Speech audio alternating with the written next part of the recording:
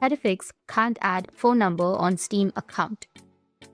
So if you want to fix can't add phone number on your Steam account, so this is a common problem that many users encounter, but fortunately it's not too difficult to resolve with the route approach. So let's dive in with the simple steps to get your phone number added successfully. First, you need to open up your Steam application. This is the starting point of our process. If you don't have it installed yet, make sure to download it from the Steam website and install it properly on your device.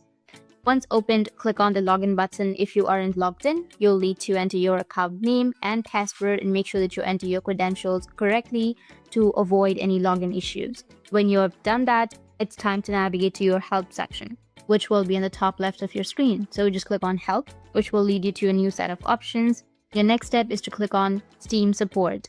This is a critical step because it allows you to specify the type of issue you're facing and guides you towards the right support channels.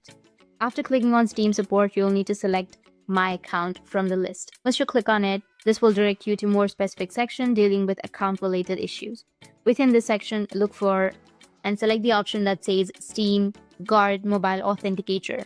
This is the feature that generally requires a phone number and can sometimes be involved in the issue of not being able to add your phone number.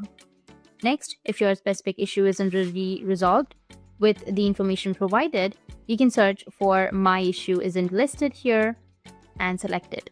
This option allows you to type in your current problem with some more details. It's important to be clear and concise as you describe your issue here. Providing as much detail as possible will help you and will help the Steam support to understand your problem and respond more effectively. The final step is to click Send and wait for your response from the Steam support. That's it, and if you have any questions, feel free to comment below. Thanks for watching.